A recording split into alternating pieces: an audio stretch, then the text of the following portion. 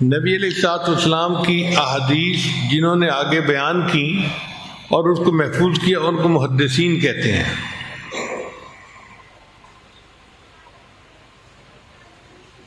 چنانچہ جو بڑے بڑے حضرات تھے ان کو رجال الحدیث کہتے ہیں۔ ان رجال الحدیث میں سے سب سے جو نمبر لے گئے ان کا نام تھا محمد بن اسماعیل امام بخاری رحمۃ اللہ علیہ۔ اللہ تعالیٰ نے ان کو بہت ذہانت دی تھی اور بہت تقویٰ دیا تھا۔ 16 سال کی عمر میں وہ اپنے بڑے بھائی اپنی والدہ کے ساتھ حرمین شریفین کی زیارت کے لیے گئے، اور اس وقت ان کو عبداللہ ابن مبارک اور وکیع بن جراح کی احادیث یاد تھی۔ ان کے والد بچپن میں فوت ہو گئے تھے اور وہ یتیم ہو گئے، اور آپ جانتے ہی ہیں کہ دنیا میں یتیم ہی در یتیم بنا کرتے ہیں۔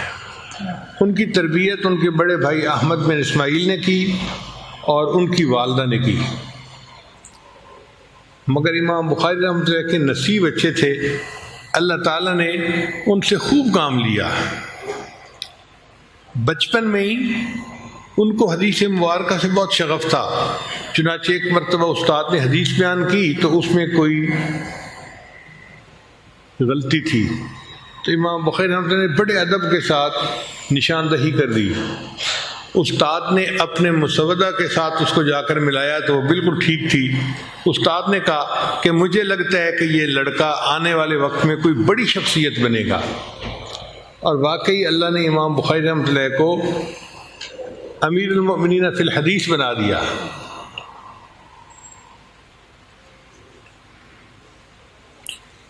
حدیث کی طلب کے لیے امام بخاری رحمۃ اللہ مصر، حجاز، شام، بغداد، کوفہ، بصرہ اور خراساں کے سفر کیے۔ 18 برس کی عمر میں مدینہ طیبہ میں چاندنی رات میں انہوں نے تاریخ کبیر لکھی۔ امام بخاری رحمۃ اللہ نے اپنی زندگی میں 1080 اساتذہ سے علم حاصل کیا۔ ہم اگر اپنے اساتذہ کو گنے نا جس سے ہم نے پوری زندگی میں علم حاصل کیا ہے تو میرے اپنے اندازے کے مطابق 200 سے 300 لوگ ہوں گے۔ ہم نے بچپن سے لے کے یونیورسٹی تک، مدرسے تک جتنے بھی استادوں سے پڑھا، کل کی تعداد 200 سے 300 ہوگی، اور امام بخاری رحمۃ اللہ نے 1080 اساتذہ سے علم حاصل کیا۔ مگر خوبی کی بات یہ ہے کہ امام بخاری رحمۃ اللہ نے جو بخاری شریف کتاب تالیف کی، انہوں نے اپنی زندگی میں 90,000 طلباء کو یہ کتاب خود پڑھائی۔ آپ نے کوئی ایسا محدث دیکھا ہے کہ جو 90,000 طلباء کو حدیث پڑھائے؟ اللہ اکبر کبیرہ۔ آج کل تو بڑے سے بڑے دارالعلوم میں بھی 2,000 طلباء حدیث کے یا 3,000 طلباء ہوتے ہیں۔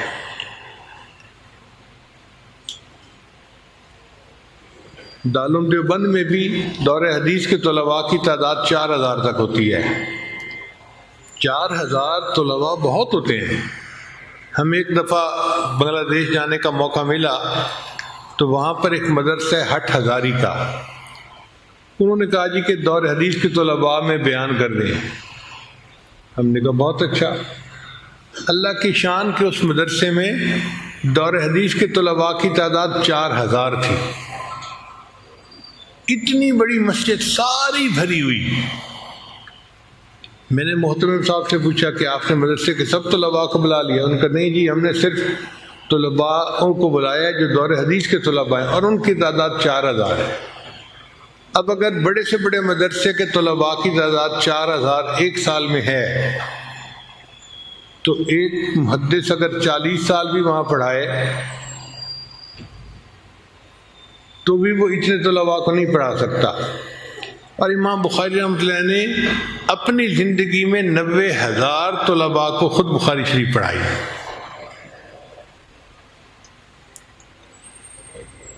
بخاری شریف لکھنے کا سبب کیا بنا کہ امام بخاری رحمۃ اللہ نے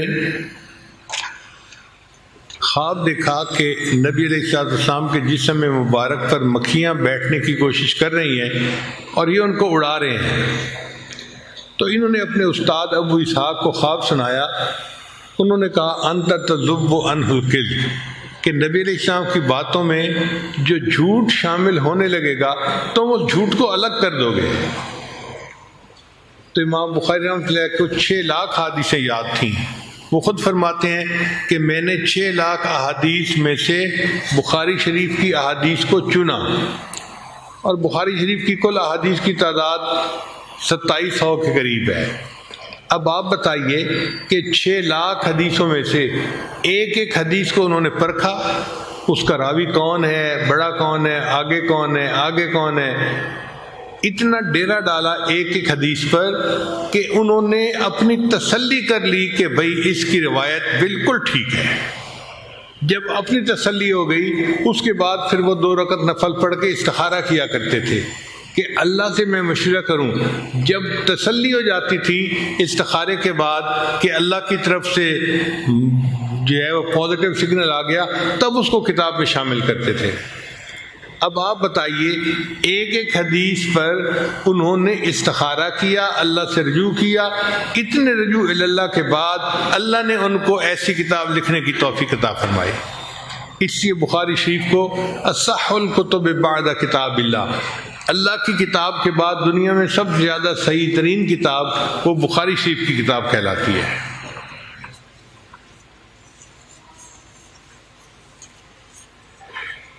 بخاری شریف کی کل احادیث 7275 ہیں امام نووی رحمۃ اللہ علیہ کے مطابق، اور بغیر مقررات کے 4000 ہیں، جبکہ علامہ ابن حجر رحمۃ اللہ کے نزدیک کل احادیث 7397 ہیں اور بغیر مقررات کے 2761 ہیں۔ مقررات سے کیا مراد؟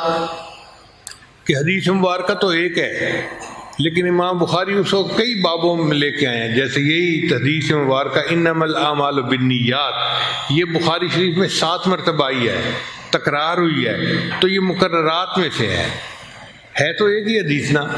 تو بغیر مقررات کے کل احادیث 2700 ہیں، تو 6 لاکھ میں سے 2700 حدیثوں کو چن کر انہوں نے پیش کیا، اور وہ ایسی ٹھوس احادیث تھیں کہ آج پوری امت کے علماء کا اجماع ہے کہ اس سے زیادہ صحیح کتاب پوری دنیا میں کوئی بھی نہیں ہے۔ یہ جو حدیث ہے انما الاعمال بالنیات، یہ باب کیف کان بعد الوحی میں بھی آئی ہے، دوسری باب ما جاء ان الاعمال بالنیت، تیسرا کتاب العتق، چوتھا باب الہجرہ، پانچواں باب النکاح، چھٹا باب النذور، اور ساتواں کتاب الحیل۔ 7 ابواب میں یہ حدیث مبارکہ آئی ہے۔ ہر جگہ اپنے اپنے مضمون کی وجہ سے انہوں نے اس کو نقل فرمایا۔ اس کتاب کا نام ہے امام نووی رحمۃ اللہ کے نزدیک الجامع المسند الصحیح المختصر من امور رسول اللہ و ایامہ۔ الجامع سے مراد امور ثمانیہ، اس میں سیر ہیں، آداب ہیں، تفسیر ہیں، عقائد ہیں، فتن ہیں، اشراط، احکام اور مناقب ہیں۔ الصحیح سے مراد صحت حدیث کا التزام ہے۔ المسند سند متصل کے ساتھ مرفوع۔ المختصر سے مراد چنی ہوئی احادیث، امور سے مراد حدیث، اور ایام سے مراد غزوات، اور سنن سے مراد افعال و تقریرات ہیں۔ جبکہ علامہ ابن حجر رحمۃ اللہ کے نزدیک اس کا نام ہے الجامع الصحیح المسند من حدیث رسول اللہ و سننہ و ایامہ۔ حدیث پر تو ہزاروں کتابیں لکھی گئی ہیں، مگر 6 کتابیں ایسی تھیں کہ جن کی صحت کے اوپر علماء امت کا اجماع ہو گیا۔ ان کو صحاح ستہ یا اصول ستہ بھی کہتے ہیں۔ آپ یوں سمجھیں کہ پھولوں کا ایک گلدستہ تھا، اللہ نے اپنے بندوں کے لیے تیار کروا دیا۔ جیسے گلدستہ میں مختلف رنگ کے پھول ہوتے ہیں نا تو اچھا لگتا ہے، اسی طرح یہ صحاح ستہ کی جو کتابیں ہیں یہ حدیث پہ مبنی کتابیں ہیں، مگر ہر ایک کا رنگ جدا ہے، ہر ایک کا رنگ اپنا ہے۔ چنانچہ امام مسلم رحمۃ اللہ کے نزدیک حدیث کو سمجھنے کے لیے فنی طور پہ بندے کو پہچان ہونی ضروری تھی، اس لیے انہوں نے مسلم شریف کی ابتدا مقدمہ مسلم سے شروع کیا، یعنی حدیث کی تعریفیں لکھی انہوں نے۔ مجھے یاد ہے جب میں نے اپنے استاد سے پڑھنی شروع کی تو انہوں نے کہا کہ مقدمہ مسلم آپ نے مجھے زبانی سنانا ہے، تو میں نے پورا مقدمہ مسلم زبانی یاد کر کے ان کو سنایا تھا، تب انہوں نے آگے سبق شروع کروایا۔ ابو داؤد رحمۃ اللہ کے نزدیک حدیث کا مقصد تھا حدیث پر عمل کرنا، اور وہ نبی علیہ السلام کی محبت کے بغیر ممکن نہیں، اس لیے انہوں نے نبی علیہ السلام کی محبت کے باب سے اس کتاب کی اپنی کتاب کا آغاز کیا۔ امام ترمذی اور امام نسائی ان حضرات کا اصل مقصد تھا